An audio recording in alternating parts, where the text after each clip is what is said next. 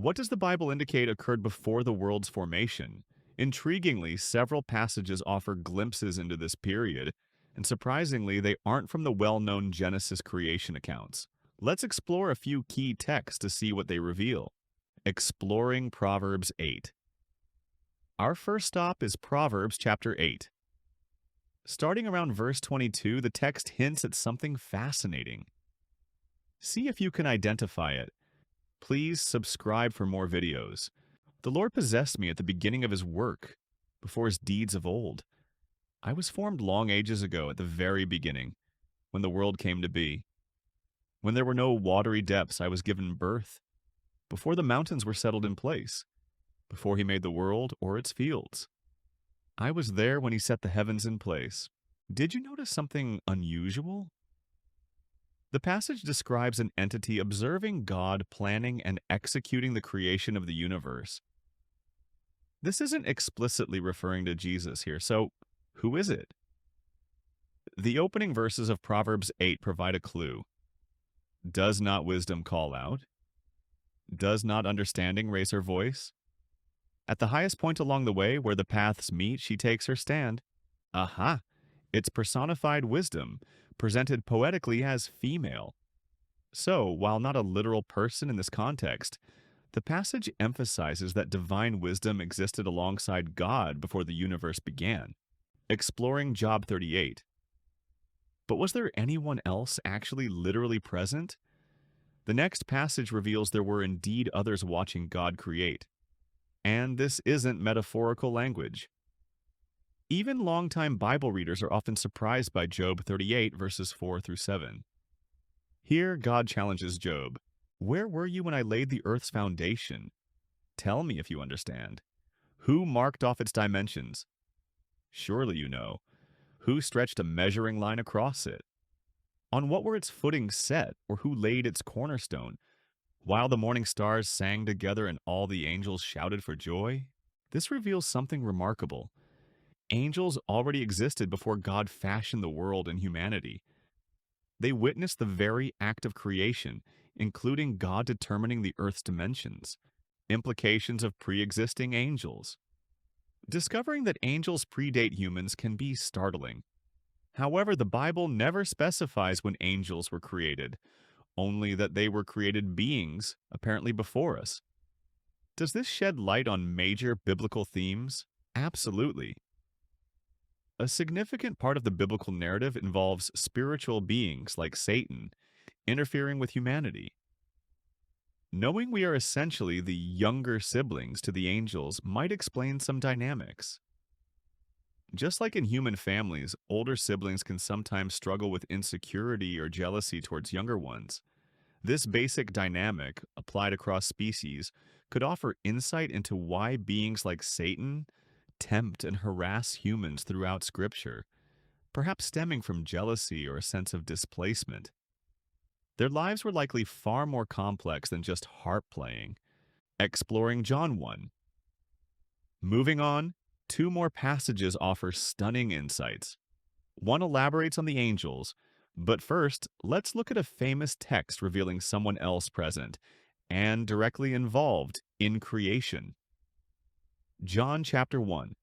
In the beginning was the Word, and the Word was with God, and the Word was God. He was with God in the beginning. Through him all things were made. Without him nothing was made that has been made. Here, God is referred to as the Word. Skipping down to verse 14 clarifies further. The Word became flesh and made his dwelling among us. We have seen his glory, the glory of the one and only Son who came from the Father. You might recognize this passage, but dwelling on its implications is profound. It becomes increasingly clear the subject is Jesus. When John says the Word became flesh, he means God took on human form. He identifies this person as the Son of God, whom we've seen, referring to Jesus. The title Son of God can be confusing. In that cultural context, it often implied divinity or unique representation, not just offspring. John is asserting that God himself became human in the person we call the Son of God. They are distinct yet unified. So, what does "in the beginning was the Word" truly signify? If the Word is God and the Word is also Jesus, who elsewhere claimed preexistence, then this verse states Jesus was present at the universe's creation, participating in it before his human birth. Some accuse John of inventing this idea, especially since his writings came later.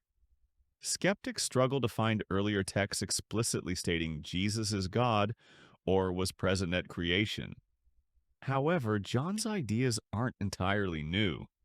He's likely rephrasing concepts found earlier in Scripture, exploring Colossians 1. This leads to our final passage.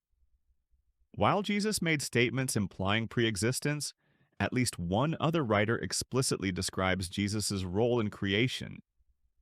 The Apostle Paul in Colossians 1, verses 15 through 16. This verse contains spectacular details about the creation of angels and their roles. The Son is the image of the invisible God, the firstborn over all creation. For in him all things were created, things in heaven and on earth, visible and invisible, whether thrones or powers or rulers or authorities. All things have been created through him and for him. One clear takeaway is Jesus' role in creating the universe, echoing John's message. Paul affirms that the God who created everything, as mentioned in Acts 17, is in fact Jesus. This confirms John wasn't alone in this understanding. But the hidden layer concerns the specific creation of thrones or powers or rulers or authorities. In English, this might sound like human kings. However, examining the original Greek reveals more. Lexicons indicate these terms, particularly in Colossians 1:16, often refer to cosmic powers, angelic or demonic supernatural forces.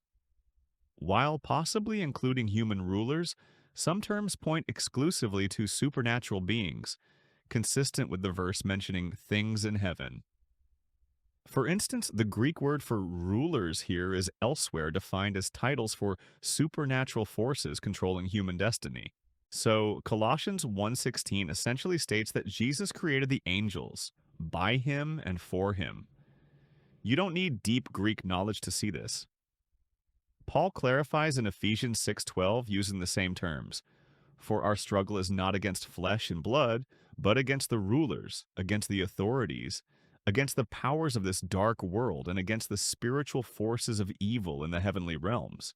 Here he explicitly states these rulers and authorities are not human but spiritual forces in heavenly places. This suggests some angels hold positions, thrones, overseeing human domains, an idea rooted in Deuteronomy 32, perhaps for another discussion. Summary of pre-creation events. What's the consistent teaching from these passages about the time before creation? 1.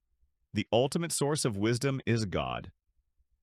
Second, God is also identified as Jesus, the Word.